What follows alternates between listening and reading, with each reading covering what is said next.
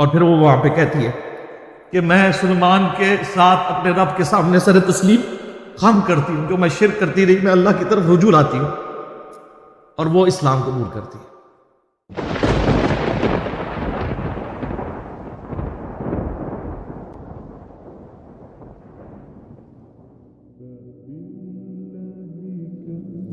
سیدنا سلیمان ابن داود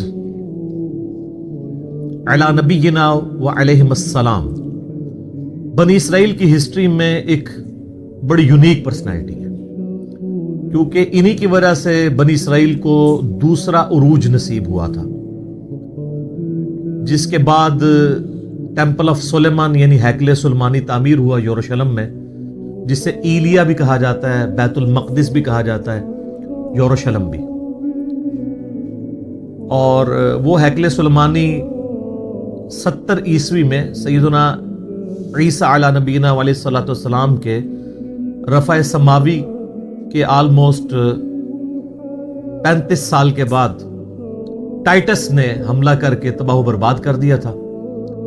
صرف اس کی ایک دیوار اس وقت باقی ہے، جسے ویلنگ وال کہتے ہیں، دیوار گریا، جو آپ اکثر ویڈیوز میں دیکھتے ہیں کہ یہودی یوں تورات پکڑ کے اس کے سامنے یوں پڑھ رہے ہوتے ہیں، اس ایک دیوار کے سامنے۔ اور یہ ہیکل سلیمانی کی وہ بچ جانے والی دیوار ہے، اور ظاہر ہے کہ ان کی یہ خواہش ہے کہ ہم دوبارہ سے اس ہیکل کو تعمیر کریں، اور ان کا یہ دعویٰ ہے کہ یہ بیت المقدس میں جو مسلمانوں نے بعد میں مسجد اقصیٰ بنا لی تھی، اس کے نیچے جو ہے وہ ہمارا تابوت سکینہ بھی دفن ہو گیا ہے، اس کے لیے بھی وہ سازشیں کرتے رہتے ہیں۔ تابوت سکینہ کے اوپر میری ویڈیو الگ سے ریکارڈڈ موجود ہے، وہ آپ دیکھ سکتے ہیں۔ بال سلیمان علیہ السلام ایک بڑی یونیک پرسنالٹی ہیں بنی اسرائیل کی ہسٹری میں، اور قرآن حکیم میں بھی سلیمان علیہ السلام کا ذکر بارہا مختلف جگہوں پہ ہوا ہے۔ آ چکے یہ تخت بلقیس والا واقعہ، اس لیے میں اس کے اوپر ایمفسائز کروں گا، لیکن میں صرف کراس ریفرنس کے طور پہ آپ کو بتا دوں کہ سورہ سبا کے اندر سلیمان علیہ السلام کا ذکر آیا، کیونکہ قوم سبا کا ایک واقعہ ہے ملکہ بلقیس والا جو سورۃ النمل میں موجود ہے۔ سورہ سبا کے اندر ذکر آیا کہ ہم نے سلیمان علیہ السلام کے لیے ہوا کو مسخر کر دیا تھا۔ ان کی صبح کی منزل 1 مہینے کے برابر ہوتی تھی اور شام کی منزل 1 مہینے کے برابر، یعنی وہ اپنے تخت سمیت ہوا پہ اڑتے تھے۔ 1 مہینے کی مسافت وہ ایک صبح میں طے کر لیتے تھے، اور ایک شام میں وہ 1 مہینے کی مسافت طے کر لیا کرتے تھے۔ اور اسی میں ذکر ہے کہ جنات کو مسخر کیا تھا اللہ نے ان کے لیے، ان کے حکم سے وہ قلعے بناتے تھے، مجسمے بناتے تھے، اور مختلف قسم کی تعمیرات کروایا کرتے تھے۔ اور پھر اسی سورہ سبا کے اندر ذکر موجود ہے کہ ایک تعمیر کے دوران ہی، ابھی تعمیر مکمل ہونا رہتی تھی، سلیمان علیہ السلام کی موت کا وقت قریب آ گیا، تو وہ ایک لاٹھی کے سہارے کھڑے ہو گئے، قرآن پاک میں آتا ہے سورہ سبا کے اندر۔ اور اسی حالت میں اللہ تعالیٰ نے ان کی روح قبض کر لی۔ اب چونکہ وہ ایک بیلنس فارم میں لاٹھی کو سہارا لیے ہوئے بیٹھے تھے، کرسی پہ بیٹھے ہوئے ہوں گے یوں کر کے، ان کا جسم یوں ہی رہا، کافی عرصے تک وہ رہا، اور اتنا زیادہ عرصہ کہ قرآن پاک میں آتا ہے کہ دیمک جو کیڑا ہے اس نے اس لاٹھی کو چاٹا، تو ظاہرہ دیمک ایک دن میں تو نہیں چاٹتی، اور حتیٰ کہ وہ جب سارا چاٹ لیا تو وہ لاٹھی ٹوٹ گئی، تو حضرت سلیمان علیہ السلام کا جسم زمین پہ آ گیا۔ تو اس وقت جنات کو پتا چلا کہ یہ تو فوت ہو چکے ہیں کب سے، تو اللہ تعالیٰ نے اس پہ ورڈکٹ دی ہے کہ اگر جنات غیب کا علم جانتے ہوتے تو اتنی مشقت میں نہ پڑتے۔ تو یہ اللہ تعالیٰ نے عقیدے کی بھی اصلاح کی ہے۔ دوسرا اس سے یہ بھی عقیدہ پتا چلا کہ انبیاء کے جسموں کو اللہ تعالیٰ اسپیشل پروٹیکشن دیتا ہے مرنے کے بعد بھی۔ احادیث تو بہت موجود ہیں، لیکن جو لوگ منکرین حدیث ہیں وہ کہتے ہیں قرآن سے ثابت کریں کہ انبیاء کے جسم سلامت رہتے ہیں، تو سر یہاں سے ثابت ہوتا ہے۔ اور تیسری بات یہ بھی پتہ چلی کہ اللہ تبارک و تعالی جو ہے وہ اپنے بندوں کے عقیدوں کی اصلاح کے لیے اس طرح کے واقعات کرتا ہے تاکہ وہ اس سے عبرت پکڑے۔ اس کے باوجود اگر کوئی عبرت نہ پکڑے تو اس کی اپنی بدبختی ہے، اور وہ یہ عقیدہ رکھے کہ اللہ کے سوا کوئی اور بھی غیب جانتا ہے۔ غیبی خبر علیحدہ چیز ہے، وہ صرف انبیاء کے پاس آتی ہے۔ اور چوتھی بات یہ بھی ہے کہ حضرت سلیمان علیہ السلام کا جسم جب زمین پہ آیا تو کوئی ان کی گستاخی نہیں ہوگی. یہ ہوتے ہیں نا تو یہ کہتے ہیں نہیں وہ اچانک فرشتے نمودار ہوئے, انہوں نے اپنی ہتھیلیوں پہ لے لیا جسم, تو ایسے تو نہیں ہوا. تو کئی ایک رزلٹ نکلتے ہیں, تھوڑا سا تفکر کرنے سے پتہ چل جاتا ہے. اچھا, سورہ صاد کے اندر 99 دمیوں کا ذکر ہے. ایک واقعہ حضرت سلیمان علیہ السلام اور ان کے والد داؤد علیہ السلام کا, اس پہ میرا الگ سے کلپ ریکارڈڈ موجود ہے. وہاں پہ بھی ڈیٹیل سے ان دو باپ بیٹا کا ذکر آیا ہے, اور اللہ تعالیٰ فرمایا ہم نے ان کو حکمت دی تھی, جنات پہ ان کی حکومت تھی, ان کے حکم سے وہ بڑی بڑی عمارتیں بھی تعمیر کرتے تھے اور سمندروں میں غوطے لگا کے چیزیں بھی نکالتے تھے جنات, یعنی اللہ تعالیٰ نے ان کے لیے مسخر کر دیا تھا. پھر سورۃ البقرہ میں بھی اللہ تعالیٰ نے سلیمان علیہ السلام کے دور کا ذکر کیا کہ شیاطین کا انٹریکشن عوام الناس سے بہت زیادہ بڑھ گیا تھا جنات کا اس دور کے اندر. اور اسی دور کے اندر سورۃ البقرہ میں آتا ہے کہ ہاروت اور ماروت دو فرشتے تھے جو اللہ تعالیٰ کی طرف سے آزمائش کے طور پہ نازل ہوئے, اور وہ لوگوں کو جادو سکھایا کرتے تھے اور ساتھ بتاتے تھے کہ یہ تمہاری آزمائش ہے, سیکھو نا.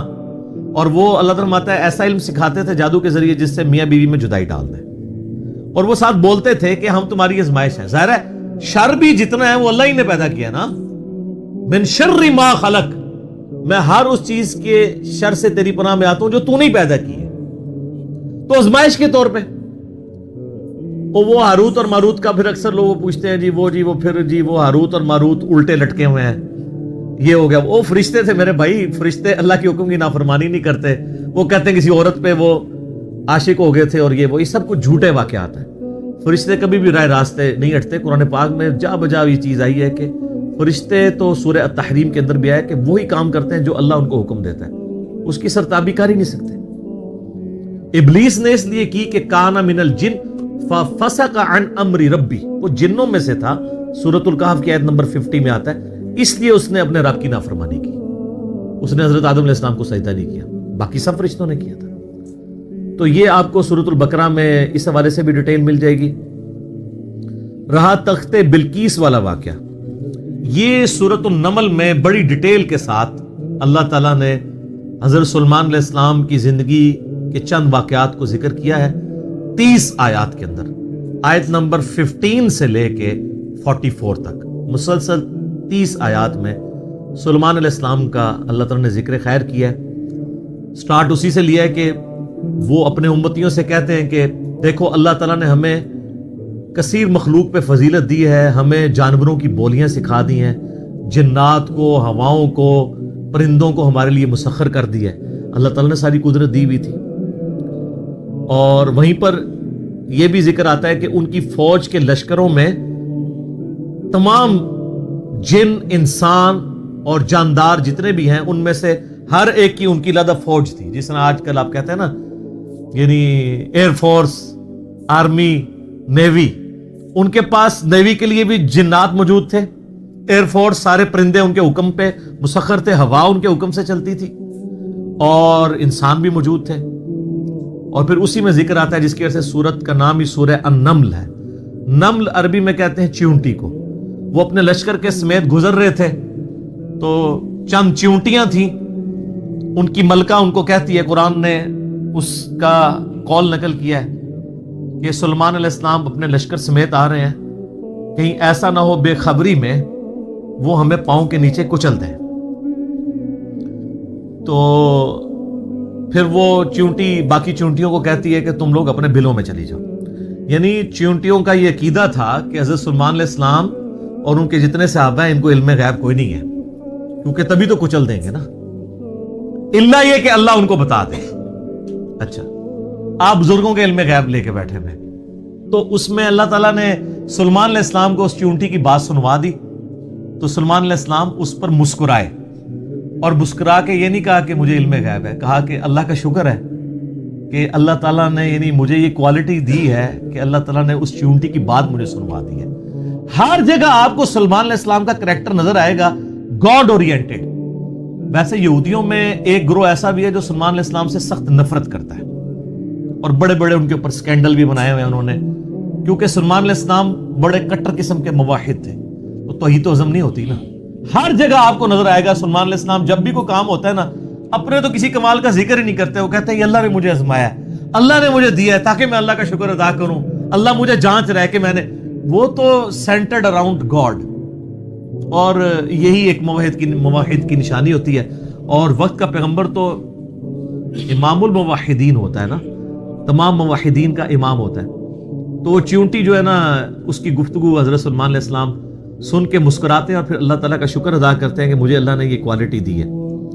اس کے بعد پھر ذکر آتا ہے کہ اسی دعا میں وہ کہتے ہیں کہ اے اللہ مجھے بخش دے, مجھے اپنی رحمت سے اپنے نیک بندوں میں داخل فرما, اور یہ جو تو نے مجھے اس طرح کی نعمتیں دی ہیں تو مجھے اس قابل بنا کے میں تیری نعمتوں کا شکر ادا کرتا رہوں. یہاں کہتے ہیں بزرگوں کا کمال ہے, فلاں کی نگاہ کرم. حالانکہ وہ کہہ سکتے تھے میرے ابا جی دیاں دعاواں نے, انہوں دا فیض ہے, میں انہوں دا ہی مرید ہوں نا. ابا وہ ہے بھی تھا, داؤد علیہ السلام پیغمبر تھے, سب کچھ گاڈ اورینٹڈ ہے. ایک پیغمبر کا باپ بھی پیغمبر ہے تو وہ اپنی کسی کوالٹی کو اپنے پیر کی طرف منسوب نہیں کر رہا, جو واقعی جینون پیر ہے اللہ کی طرف منسوب کر رہا. اسی لیے تو آپ کو کہا جاتا ہے نا کہ آپ قرآن نے ڈائریکٹ نہیں پڑھنا, آپ گمراہ ہو سکتے ہیں, کیونکہ آپ یہ سوچیں گے نا. تو اس لیے تو ہم کہتے ہیں مرنے سے پہلے اے مسلمان کر لے اس پہ غور, کتابوں کا خدا اور ہے, بابوں کا خدا اور.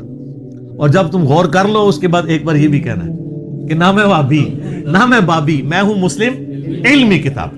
نہ ہم سو کالڈ وہابی ہیں, کوئی علمی بات کرے تو اس کو کہتے ہیں یہ وہابی ہے, اور نہ ہم بابوں کا دفاع کرنے والے بابی ہیں, ہم علمی کتابی مسلم ہیں الحمدللہ. اچھا, وہ سورہ نمل میں پھر آگے چلتا ہے کہ حضرت سلمان علیہ السلام اپنے دربار میں بیٹھے ہوتے ہیں. اب سارے ان کے کمانڈر حاضر ہیں, جنوں کا کمانڈر بھی ہے, اسی طریقے سے انسانوں کے کمانڈر بھی, سارے ان کے سردار وہاں پہ جمع ہیں. تو جو ان کی ایئر فورس کا کمانڈر تھا نا وہ ہدہد تھا. ہدہد ایک پرندہ ہے جس کی بڑی خوبصورت سی کلگی ہوتی ہے, جیسے مرغے کی ہوتی ہے, اور بڑا ایکسٹرا آرڈنری پرندہ ہے. آپ جا کے گوگل پہ سرچ کریں, یوٹیوب پہ اس کی ویڈیوز دیکھیں کہ اللہ نے اس کو کیا صلاحیتیں دی ہوئی. وہ ان کا سمجھ لیں ایئر فورس کا چیف تھا. تو آپ نے فرمایا وہ کدھر غائب ہے, اور پھر ساتھ فرمایا کہ وہ اپنی غیر حاضری کی کوئی جسٹیفیکیشن مجھے پیش کرے, اور اگر اس نے کوئی ایسی جسٹیفیکیشن نہ پیش کی کہ وہ میرے دربار سے غائب کیوں ہے, تو میں اسے سزا دوں گا یا میں اسے ذبح کر دوں گا. بس یہ آپ ورڈک بولتے ہیں تو تھوڑی دیر بعد ہدہد آ جاتا ہے اور وہ اپنی جسٹیفیکیشن پیش کرتا ہے. اب ظاہر ہے وہ میں نے بتایا کہ سورہ نمل میں ہی آتا ہے کہ اللہ تعالیٰ نے جانوروں کی بولیاں سکھا دی تھی ان کو. تو حضرت سلمان علیہ السلام اس سے پوچھتے ہیں کہ بتاؤ سر, پھر ہدہد دیکھیں کڈا پکا مواحد سی. وہ کہتا ہے کہ اے سلمان علیہ السلام میں آپ کے لیے ایک ایسی خبر لے کے آؤں جو آپ کے علم میں بھی نہیں ہے. بابی نہیں تھا ہدہد نا.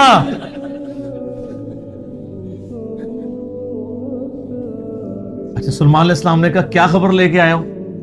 ان کا میں ایک ایسی قوم کے پاس سے آیا ہوں کہ جن کی حکمران ایک ملکہ ہے, عورت, اور اس کا بہت بڑا ایک عرش یعنی اس کا تخت ہے جس پہ وہ بیٹھتی ہے.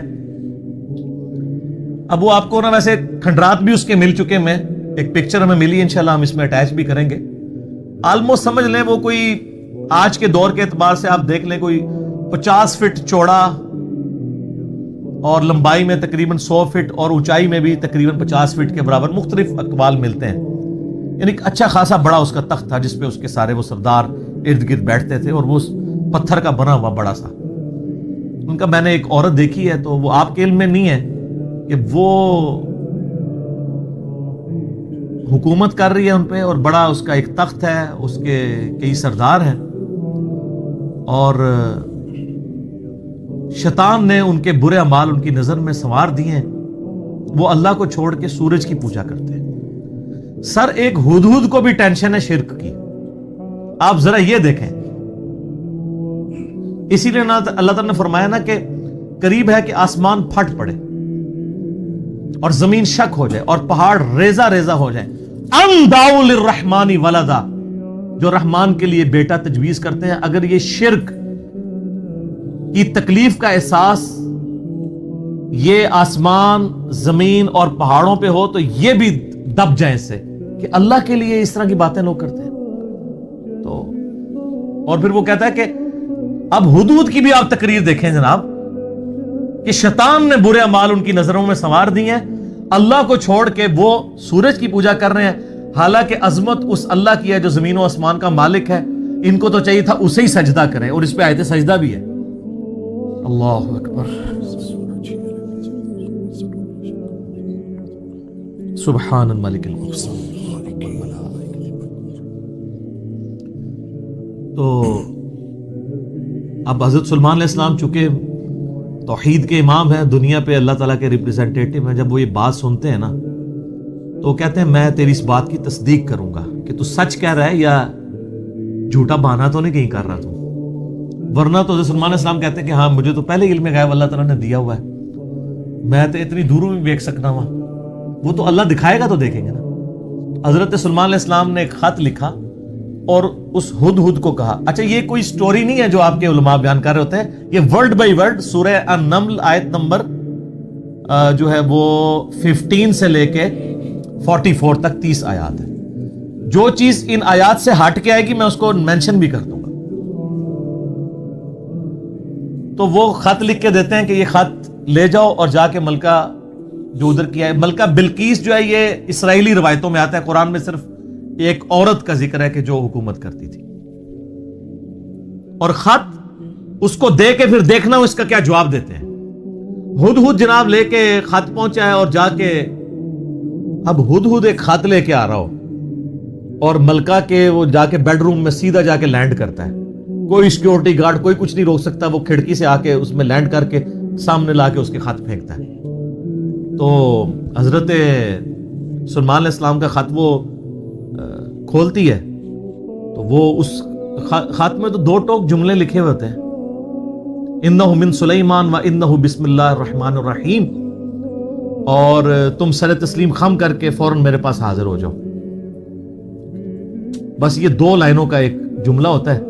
جب وہ اپنے سرداروں سے مشورہ کرتی ہے تو وہ کہتی ہے میرے پاس ایک معزز خط آیا ہے, اور یہ معزز خط سلیمان کی جانب سے ہے.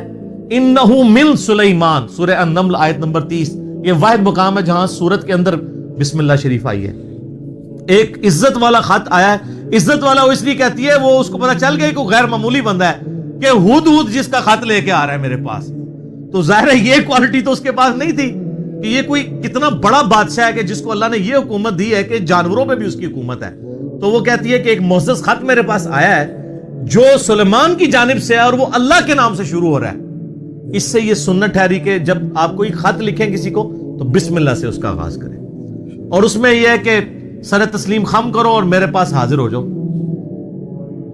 تو وہ اپنے سرداروں سے کہتی ہے کہ میں تمہیں پتا ہے کہ میں کوئی کام اس وقت تک نہیں کرتی جب تک کہ میں مشورہ نہ کر لوں. ہر معاملے میں تم سے میں مشورہ کرتی ہوں. قوم سبا کی وہ ملکہ تھی, تو مجھے بتاؤ تم مجھے کیا مشورہ دیتے ہو. تو سردار تو آپ کو پتا ہے جو ان کی تو ایک خاص جنگجو نیچر ہوتی ہے. انہوں نے کہا ہم تو بڑے طاقتور ہیں, بڑے زور آور ہیں, ہم ہر طرح کے بادشاہ کا مقابلہ کر سکتے ہیں, آپ ہمیں حکم دیں دیکھی جائے گی.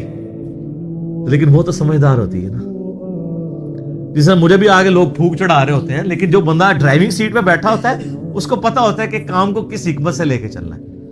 تو وہ ملکہ کہتی ہے کہ اس کو تو اندازہ ہو گیا کہ یہ کوئی عام بندہ نہیں ہے, ان کی ساری پھوپھا نکال دے گا وہ. تو وہ کہتے ہیں کہ وہ ملکہ آگے کہتی ہے, اس کے الفاظ اللہ تعالیٰ نے نقل کیے. وہ کہتی ہے کہ یاد رکھنا بادشاہ جب کسی ملک میں داخل ہوتے ہیں نا تو وہاں کے شرفاء کو ذلیل کر دیتے ہیں. تو یعنی یہ جو ہمارے پاس ملک ہے یہ بھی ہمارا چھین جائے گا, ہم میں یہ طاقت نہیں کہ ہم اس شخص کا مقابلہ کر سکیں. یہاں پہ بھی آپ دیکھ لیں انگریزوں نے یہی کیا ہے نا, جب انگریز یہاں حکومت میں ہے نا سب سے زیادہ ذلیل انہوں نے کیا ہے خاندان مغلیہ کو, اس لیے کہ وہ یہاں پہ رولرز تھے. تو انہوں نے کہا پہلے تو جناب ان کو اتنا ذلیل کرو نا, کیونکہ ان کے اندر جراثیم موجود ہیں حکومت کرنے کے, ان کو تو ذلیل و خوار کرو. تو وہ ملکہ کی بات یونیورسل ٹروتھ اللہ نے نقل کیا کہ جب بادشاہ داخل ہوتے ہیں تو وہاں کے شرفاء پھر سب سے پہلے وہ ذلیل ہوتے ہیں.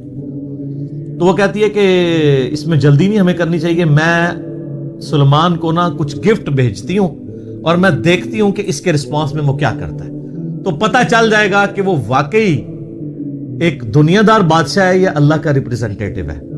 یہ اس نے چیک پوائنٹ رکھا کہ اگر دنیاوی بادشاہ ہوا تو دنیاوی بادشاہ پرانے زمانوں میں دوسرے ملکوں پہ کیوں حملہ کرتے تھے؟ تاکہ ان سے ان کی دولت ہتھیائیں.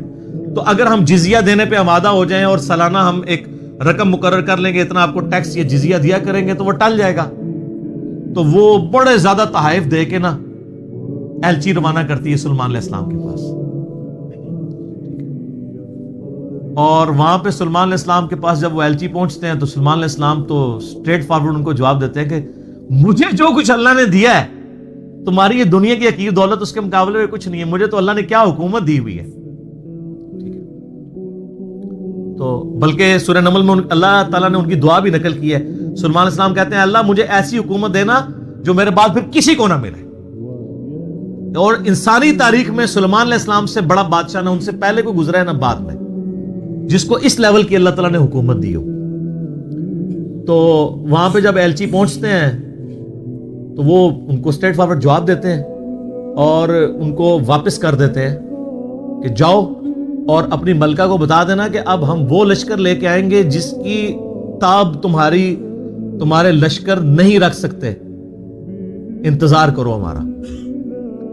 تو وہاں سے چلے جاتے ہیں, وہ تو چلے جاتے ہیں اور سلیمان علیہ السلام کو پتا ہوتا ہے کہ وہ مطیع ہو کے ہی آئے گی, کیونکہ وہ سمجھ گئے ہوتے ہیں کہ اس نے یہ جو ڈیسیژن کیا ہے وہ کیوں کیا ہے. اب یہ فاصلہ آلموسٹ 2000 کلومیٹر کا ہے. قوم سبا آباد تھی یمن میں اور حضرت سلیمان علیہ السلام یروشلم میں بیٹھے ہوئے تھے, بیت المقدس ایلیا شام کے اندر. آلموسٹ 2000 کلومیٹر کا یہ فاصلہ ہے. تو آپ سمجھ لیں یہ فاصلہ طے کرنے کے لیے بھی 40 سے 50 دن پیدل چاہیے. تو سلیمان علیہ السلام جب ان کو واپس کرتے ہیں, وہاں پہ جب واپس خط پہنچتا ہے تو ظاہر ملکہ تو پہلے ہی اس کو سمجھ آ گئی ہوتی ہے کہ کوئی عام بندہ نہیں ہے. تو ملکہ یہ ڈیسائیڈ کرتی ہے کہ میں خود سلیمان کے پاس جاؤں گی, کیونکہ اس خط میں پہلے میں کیا لکھا تھا کہ مطیع ہو کے میرے پاس حاضر ہو. سر یہ بادشاہت کا آپ لیول دیکھیں کہ دوسرا بادشاہ جنگ بھی نہیں کرنی پڑ رہی, سیدھا وہ خود حاضر ہو رہا ہے. خیر اس بات کو کچھ عرصہ گزر جاتا ہے. جب اس کا لشکر آنے کے 3-4 دن یا کچھ دن باقی رہ جاتے ہیں نا, تو سلیمان علیہ السلام اپنی مجلس میں بیٹھے ہوتے ہیں. تو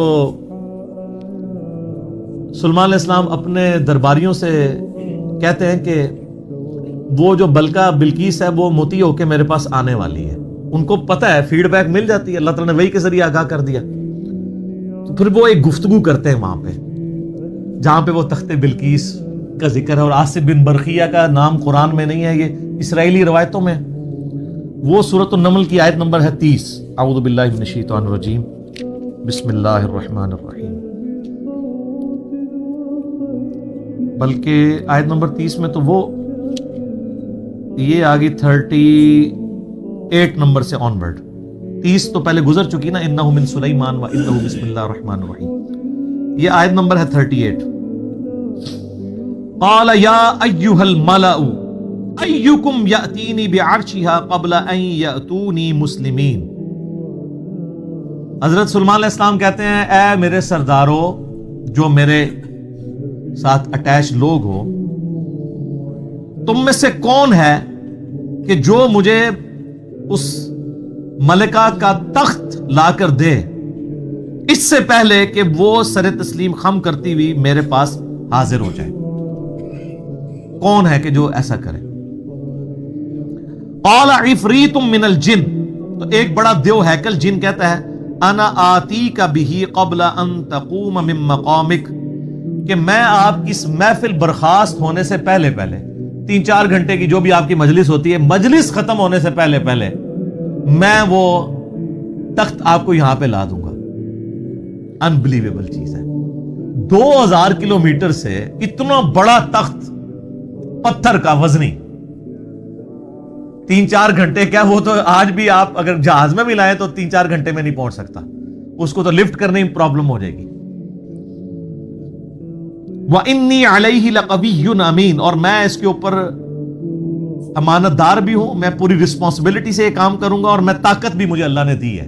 جنات کو اللہ نے بہت طاقت دی ہوئی ہے.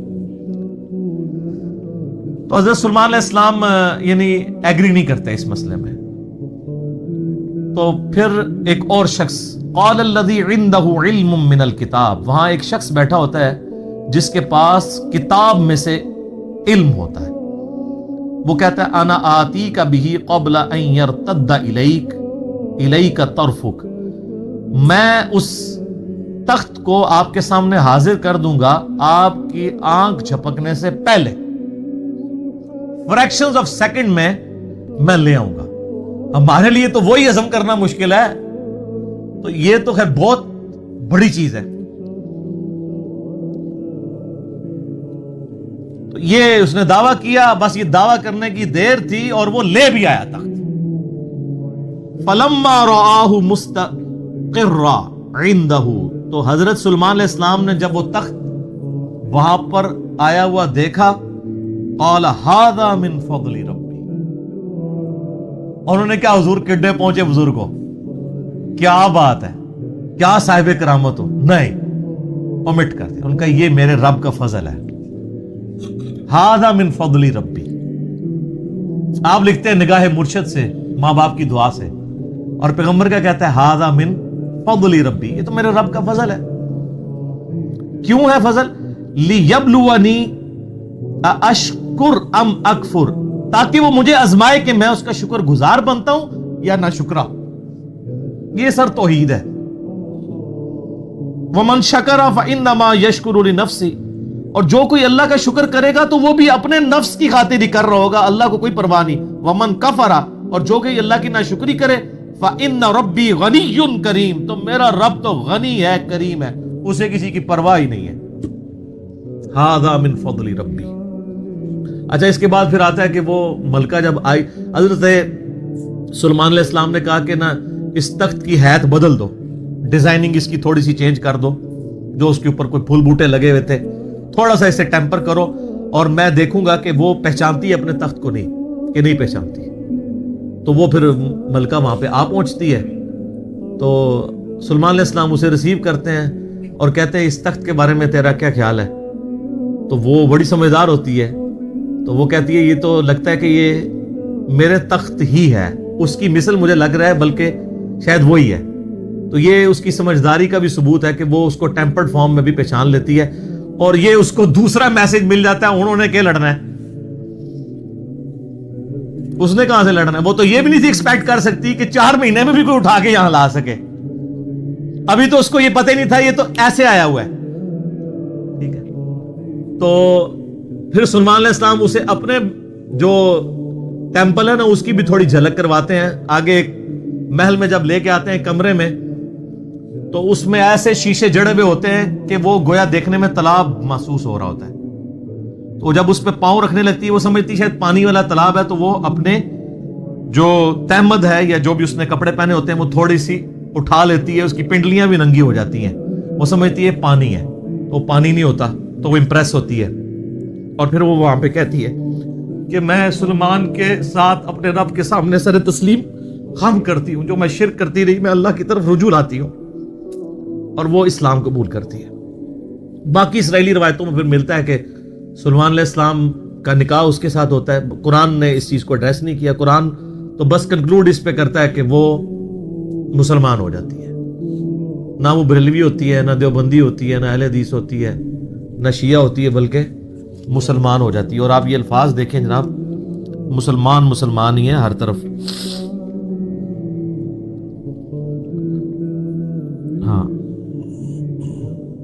قالت رب انی ظلمت نفسی، وہ کہتی ہے میرے رب میں اپنی جان پہ ظلم کرتی رہی اس سے پہلے، واسلمت مع سلیمان للہ رب العالمین، اور میں سلیمان کے ساتھ سر تسلیم خم کرتی ہوں اس رب کے سامنے، اللہ کے سامنے جو سارے جہانوں کا پالنے والا ہے، میں سر تسلیم خم کرتی ہوں، میں مسلم ہوتی ہوں۔ تو وہ اپنا آپ اپنے رب کے حضور سر تسلیم خم